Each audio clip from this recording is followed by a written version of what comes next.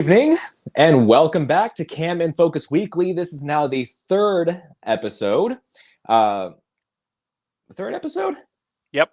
I missed the Yes, first third. one. Yes, third episode. Okay, so yeah, first episode is still over on the Feast of Fandoms page. We talked about Gods of Egypt. The second episode is right here on Cam in Focus. We talked about Stargate.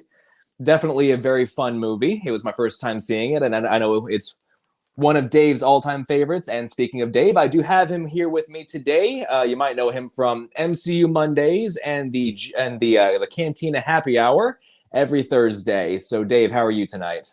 I'm good. I've got my laundry done. I'm caught up on all of my chores, and I sat through a 2 hour long Tom Cruise movie just for you. I hope you appreciate what I've done for you at this point. All you sacrificed.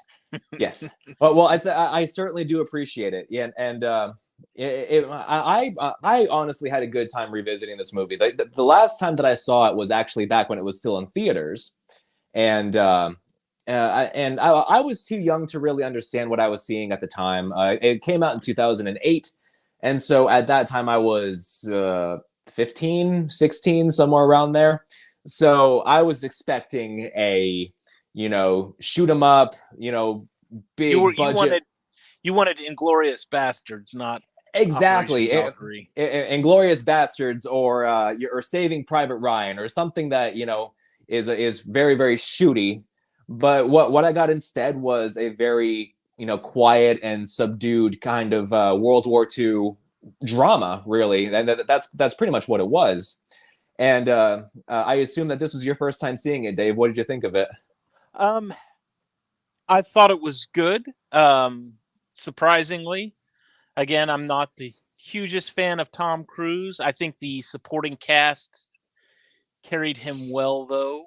Um, I One of the big issues that I had with it was, you started the movie and everyone was in German and it was all subtitled and it was great. And then they kind of moved into a All English. all English, Yeah. which was fine, and I'm good with that.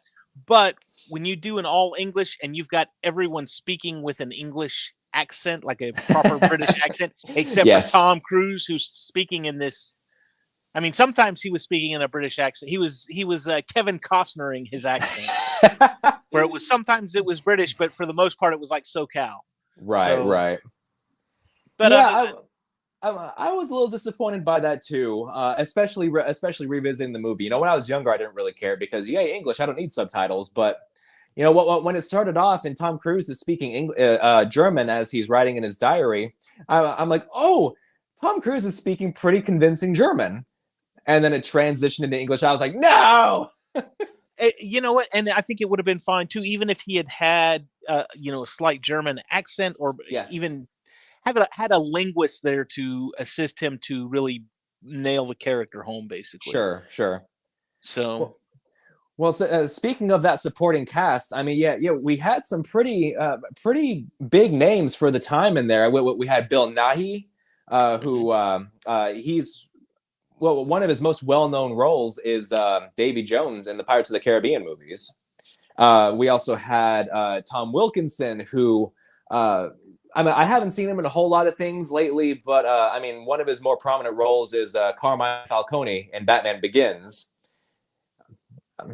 Tom Hollander played Cutler Beckett in Pirates of the Caribbean, but the biggest surprise, going into this movie again, because essentially I was going into it blind, was Terrence Stamp, General Zod himself. Kneel before Zod.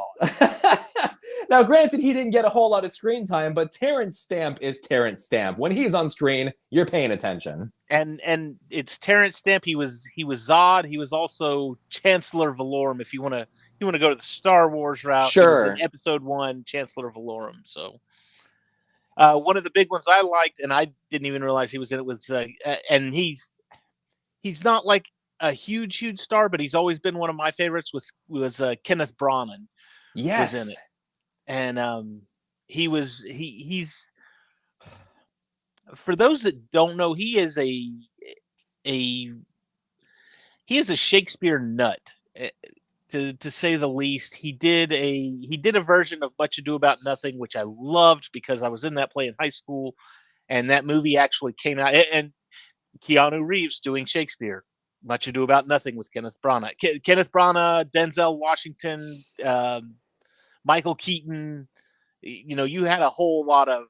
There was a lot of names to that, and it didn't Sure. do very well, but because it was Shakespeare. But then he also did not the Mel Gibson version of Hamlet, but he did another version of Hamlet, a few years later that was like a full, uncut, every word in the script version of Hamlet. I mean, it was like 4 or 5 hours long. It was Wow. crazy, but it was really good. It was really good. He also directed the first Thor movie, He which I did like. direct the first Thor movie, and he also directed my most hated movie of all time, Artemis Fowl.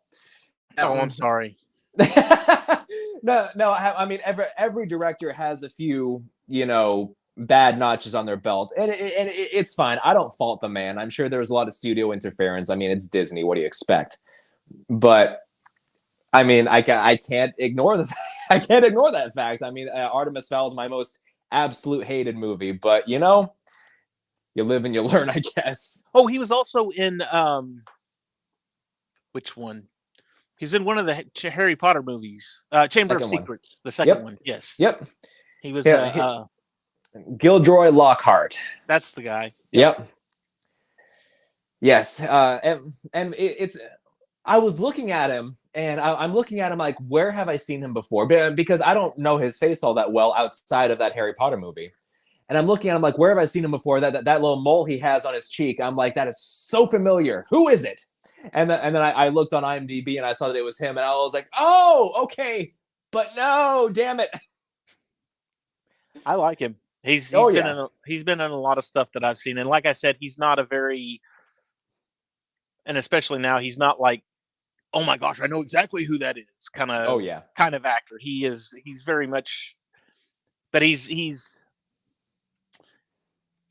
passionate about his art. Oh, sure. Oh, absolutely.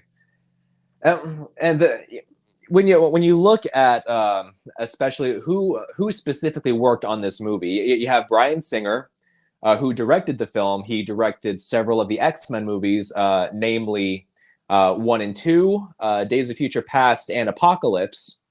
Again, sometimes you get a bad one. Yes, sometimes you make a stinker. We can't all be perfect, but yes. But he also directed Superman Returns, and he also the director of photography was Newton Thomas Siegel, who also worked with Singer on X-Men 1 and 2, X-Men Days of Future Past, X-Men Apocalypse, and Superman Returns. Yeah. So yeah, you have these filmmakers who are familiar with each other and familiar with how they work, and I feel like it kind of shone through with the quality of Valkyrie, because I mean, you're watching what's on screen, and it's very clear that the filmmakers know what they're doing. I will say that the pacing of the movie was a little iffy for me. But that's unfortunately what you get when you have a movie that's almost entirely dialogue driven. Yeah. And I mean, even to me, I mean, the pacing to me was fine. I think some of the stuff, and it was necessary because it showed it was character for the Tom Cruise character, but the some of the stuff with his family and his wife, I was just like, some of that's just kind of unnecessary. Sure. But again, it was more, it's character for him. That was part of the reason he was doing what he was doing. Yeah. So, but as far as, I mean, even as far as the pacing goes, there was sometimes, they'd be sitting there talking about something, and it was almost like you could feel the tension, because you understand, did this like really happen? This was a real, true to life event, and the events surrounding it were real and true to life. And what those Nazis were capable of. What is at stake for these guys if they screw this up. So being that that hindsight being 2020 or whatever, it's one of those things to where it's like, Jesus, even though it is, I want to say text driven. It's not text driven. It's dialogue driven. Thank you.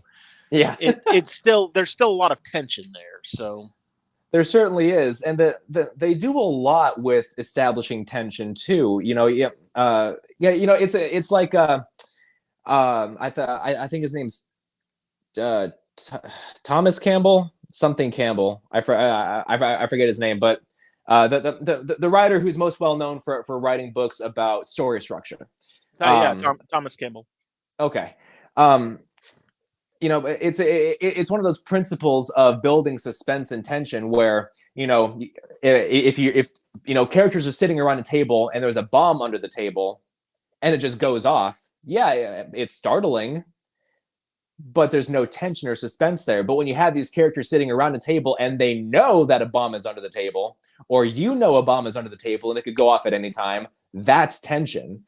And Bryan Singer does a lot with that, and especially with how characters kind of react to things by not reacting to things. And the first example that I can think of is during the first meeting in the Wolf's Den, where Tom Cruise puts the package down by Hitler.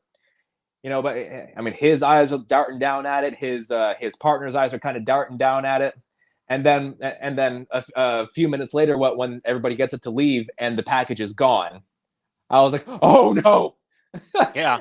Well, and what was so bad was, I mean, so many attempts had been made prior to that too, and Yes. each one of them had not necessarily failed, but they didn't quite go through with it. Like the way at the first when they had the what was it, a bourbon bomb or something like that? The drink bomb. And he ended up not pulling it out on the plane.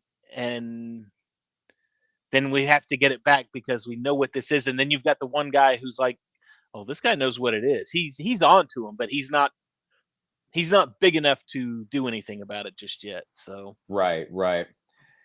Yeah. I mean, when he slid that box across the table and he's like, oh, must have been something important. You open it.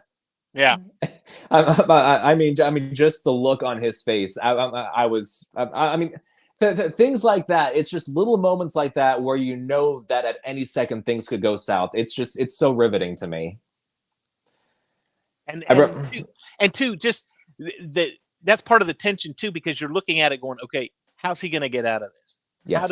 How do they work their way? How do they make this work to where they're still in the position that they're in? Yeah, that's kind of what this movie is. It's very much a how do they get out of it kind of movie. But you know what? When it's this historical drama that's based on real events, and like you said, hindsight's 2020. You know how it goes for them. You sometimes knowing the destination makes the journey feel not worth it. But with this, I mean, there's so much going on that I mean, I couldn't help but be invested every step of the way. I will say though that you were right about the aspect of Tom Cruise's family and his children and stuff. They could have done a bit more with that, especially to give that last scene, like the very last shot. I think it was the last shot where he's watching his wife walk away back to the car. Yeah. They could have done a bit more to give that scene a bit more impact, because the little time that we got with them on screen, I mean, it was okay, but they didn't do much to establish how deep their relationship went. Not necessarily of, oh, well, are they married? Are they boyfriend and girlfriend? I'm not talking about that. I'm talking more about like, who are they really to each other? What do they give to each other? What have they sacrificed for each other?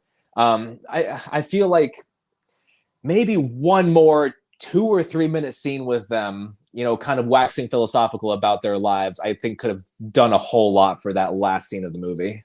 Well, I was kind of curious too, as far as how much exactly does she know? I mean, how you've got all these other people that are invested in this plan and this plot and everything, and how much does the wife know? I mean, he's sending them away. She knows something, Yeah. and we don't get to the depth of how much she knows and how how much her life is in danger, kind of thing. Yeah. So you get the sense that she knows something, but it never really hashes that out. Yeah. Yeah. It, it's but again, it comes back to how, the characters are reacting to the things around them by keeping themselves subdued. Yeah, because the shot the scene that comes to mind is uh I forget what Tom Cruise was doing at the time, but she's kind of walking past him in the hall, and she just stops to look at him, and the look on her face kind of said it all. That's something Bryan Singer does really well. He knows how to direct the quieter moments for characters. Right. I think he does that very well. He did that exceptionally well in Days of Future Past. He did that really well in X-Men 2.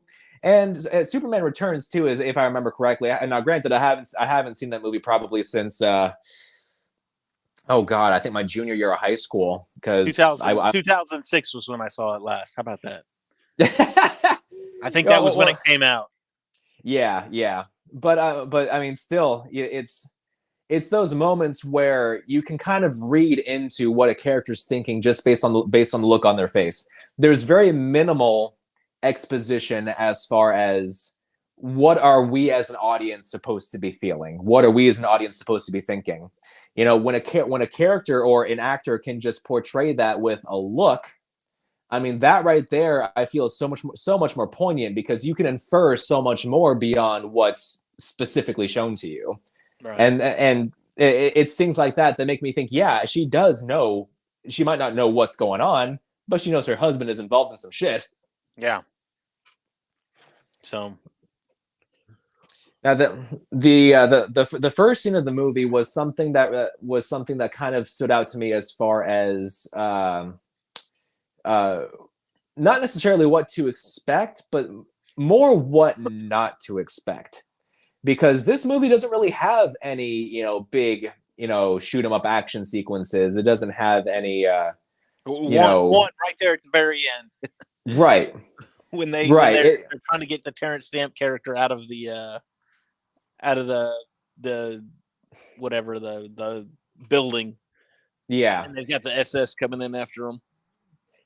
So that they had the one, but pretty much all action that you hear about is done off screen. Mm-hmm. But the very first scene of the movie, whenever they're attacked by the planes, I thought that was great. I thought, honestly, my favorite thing about it was the sound design, and that's something I love about this movie, is the sound design. The guns sound unbelievable, like, especially at the end, whenever all the conspirators are facing the firing squad. The sound of those guns is so sharp and so crisp, and even though I knew it was coming, I still kind of jumped in my seat a little bit every time. And I've got to say, because I did enjoy the soundtrack. That's one of the big things. That's what makes or breaks a movie for me, is usually the music, the soundtrack of the what you call it, the movie. I mean, it can make or break a movie. If you've got a decent soundtrack, and I don't mean like, oh, what music is playing in the background. I'm talking score for me. Score is always a big thing for me. Yes. So, and this one pulled off a very good score. I didn't even catch who the composer was, but I think it's like Dennis Ortman or something like that. And he's worked on a whole bunch of things that you would probably recognize, but he hasn't done anything probably in like 7 or 8 years. But yes, I do agree that him up right now. Yeah, I do agree that the score was exceptional. That there were some musical cues that kind of didn't, hit me quite as well as others. But I mean, that somber, string heavy song that was playing at the end. Oh my God! I mean, it was so subdued, but so melancholy, and I couldn't help but feel something as the credits come up. I'm like, wow. Like, he did a lot with a little, and that's honestly some pretty high praise that I can give him. Yeah. So, like I said, I'm trying to find him. I'm still looking. If you go on to IMDb, they should have it all out there. You just have to search the movie, and there's a button for all cast and crew. There it is. Yeah. I was looking for that button. Let's see, writers, actors. John Ottman. Okay. Yep. So yeah, he's done some good stuff. And the writer.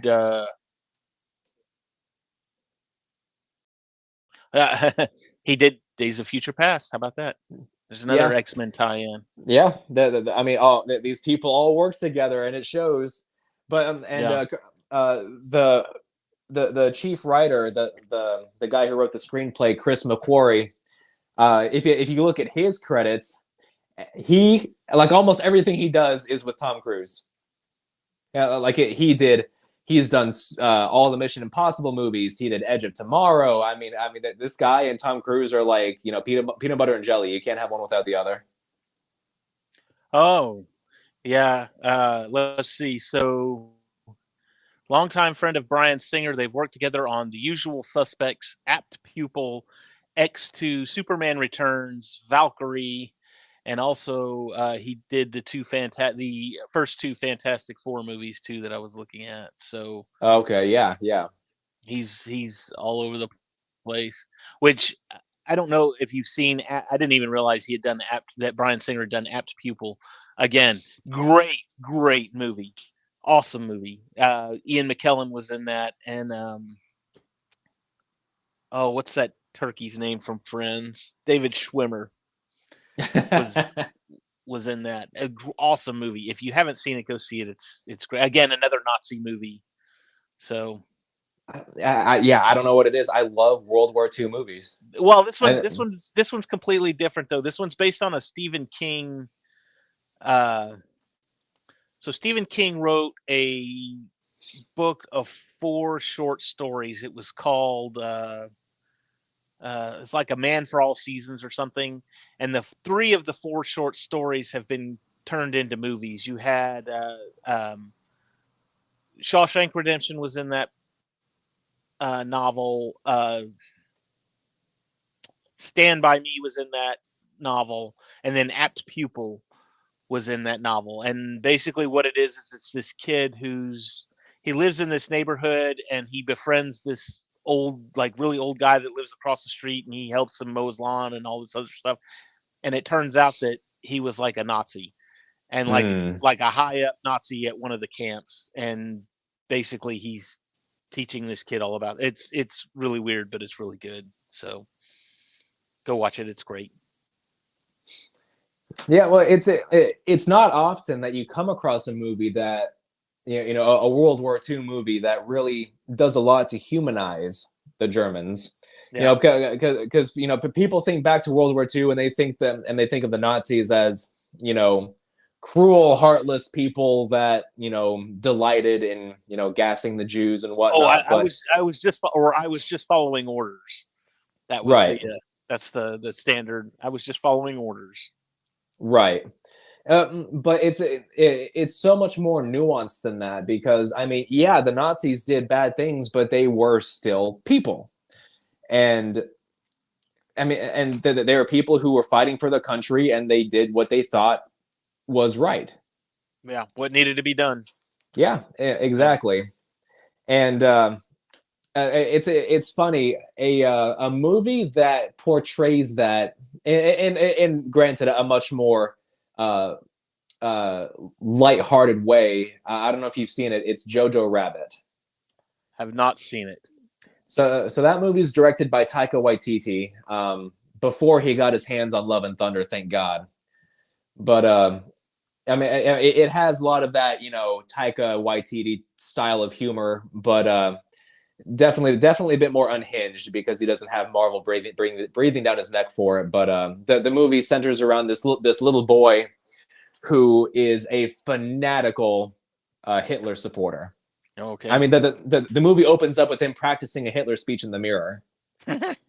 But it's those things that, like, yeah, it's yeah, when I'm watching a movie like Valkyrie and the main characters are all essentially, I mean, let's just be honest, the main characters are all Nazis. Right. Yeah, I can't help but be somewhat on board with what they're doing, not because of what they are, but because of what they're doing. These guys are trying to kill Hitler. I mean, they fought for him. They, moved up the ranks for him, and they're starting to finally see, hey, what this guy is doing is going to destroy our country. It's not about them personally. They're fighting for their country, and I think that theme of patriotism really shines through, especially in this movie. I think. Right. Yeah, I don't know. It was not so much about the politics. It was more about the, hey, we're getting our butts kicked out there in this war, and now we look at our guy that's in charge of things, and we kind of realize, we might have we might have followed the wrong horse, if you will. Right. So now we've got to put things right. Yeah, and I forget who they got to play Hitler in this movie, but he did a good job. He played a more, I guess you would say, sinister kind of Hitler. Very very quiet and very brooding, I guess would be the right word for it. David Bamberg. Yeah, now I know that I've seen him in something before, but I can't think of it. But definitely a very stark difference to how you see Hitler in a movie like *Inglourious Basterds*, where he's a loudmouth who's throwing tantrums and Right. Well, and this too, I mean, you got to think. So this happened. I think the end credits said 9 months prior to him unaliving himself, mm-hmm. because we can't say the other word on YouTube, but unaliving himself. So at this point in his life, you've got to think he's kind of just, he's not right in the head. Sure. So I'm trying to find something that he's in that you may have seen. He's he's done like, he was in The Bourne Identity as a clerk. He was in Gangs of New York as a passenger on a bus. So a lot of nondescript kind of roles. Yeah, yeah. I mean, he's Interesting. been a lot of background characters, Huh. but nothing. I mean, nothing that just stands out saying, "Oh, that's where I know him from." Interesting. I'll have to go back and watch The Bourne Identity and figure out which clerk he is. It just says consulate clerk. I think I might know who it is. There's a scene in The Bourne Identity whenever Jason Bourne tells Marie, this girl he meets, to go into a hotel and gives her all these crazy instructions on what to do to do the things that have to be done, and then she just comes out and says, "Oh, well, I just asked the clerk for it." Yeah, and he turns it into like a huge spy espionage type thing, and she's just like, right. "Oh, well, I just asked him." He was also in a TV movie back in 2012 called The Nazi Gospels, where he played Himmler, not Hitler, but Himmler. Oh my goodness! So he's run the gambit, apparently. Now he just has to go back and play Goebbels or something. Yeah. So, but yeah, again, the Hitler in this one, just he's at the end of his life, or he may not know it, but he's towards the end of his life, and because of that, he's crazy, he's unhinged, and you can tell it just by the way that this guy. I mean, really, he didn't have a whole lot of screen time either. No, he had like 3 minutes of screen time, if that. And you had him signing off on Valkyrie, which again, you could kind of, oh, I wish some of my other officers had the same passion for Germany that you do. I think was the line exactly. Oh, how true that is. And then at the very end, when they're in the wolf's den, but they've moved from the bunker to the, what was it, the cottage or whatever. Yeah. And they're telling them, hey, we're losing. Russia's not falling and we're getting our butts kicked. And he's just kind of, he's pitching his little tantrum or whatever. So. Yeah, this definitely wasn't a movie this isn't a movie that I think is on many people's radar. No one talks about it, and especially for a Tom Cruise movie, because he's got so many iconic roles. I mean, Mission Impossible, Edge of Tomorrow, Collateral, The Last Samurai. I mean, this guy has made a name for himself by playing iconic characters. The Mummy. Oh, wait. Yeah, well, yeah, we don't talk about that one. War of the Worlds. Oh, wait, not that one either.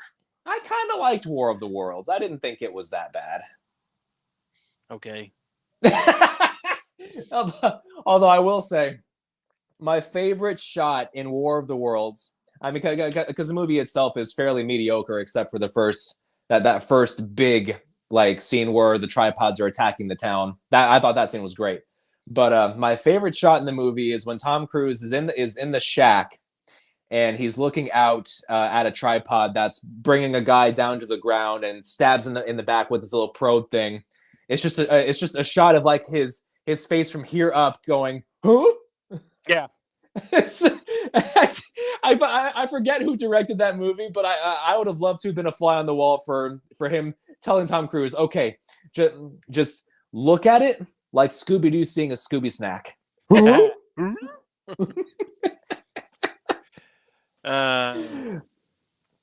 But for a Tom Cruise movie, I mean, he plays a fairly quiet character.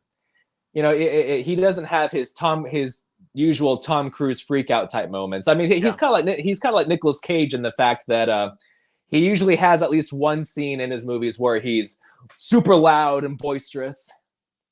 I want the truth. You can't handle the truth. Yeah, exactly. Or in Edge of Tomorrow, when he's trying to convince his fellow soldiers that this has all happened before. He's in their faces and doing the thing with his fingers. I mean, that's classic Tom Cruise. But we didn't get. I think he only raised his voice twice in this movie. The first time is when he's walking away and the Nazi officer says, "I'd like to hear you say it," and he puts up his stump and says, "Heil." Yeah, you can. I think you can say that because he said it in the movie, so you're just quoting the movie. Yeah.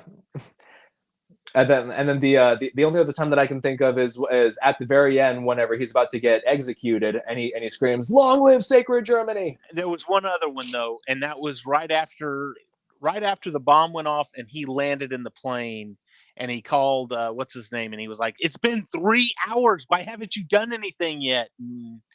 Well, I was waiting to make sure he was dead. And he's dead. I saw it. I mean, he went off on the guy. Yeah. Yeah, you're right. In fact, I think I even commented that to you earlier on this week, or maybe it was last week. But I watched it. I started watching it initially on Roku because my TV upstairs is a Roku TV, and I can watch all the crap for free, and it's great. Whereas downstairs, I've got it's on Tubi as well. But watching it on Roku, I'm guessing it's just the streaming service. I don't know. But God, it was so quiet. It was just, I mean, I was turning it way, way up just so I could hear what they were saying. And then, of course, it would jump into commercials, and commercials are always louder than the program because they want to grab your attention. And it was like, oh, quick, turn it down. There's a commercial. So it was, it was hard to catch a lot of what was being said. Well, I don't think it was just you. I mean, it might have partially been the streaming service, but I was having a little bit of that too, where I mean, sometimes the dialogue was just so quiet. Yeah, but you're dealing with a secretive thing. Sure. So Well, I think it was probably just an issue in post production. That there might have been like some mixing issues or something, because a lot of the dialogue is super quiet. But really, But the second half of the movie wasn't like that, though. It was really just the first, like, however long I watched, first 30 minutes of the movie, 30, 45 gotcha. minutes or whatever.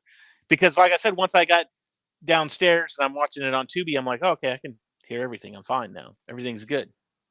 At the same time, though, I feel like a lot of that quietness, whether it was intentional or not, works to the film's benefit because it makes those loud moments so much more impactful. Yeah. Yeah, as I was ending the movie, the shots from that firing squad stuck with me because they were just so loud and so snappy.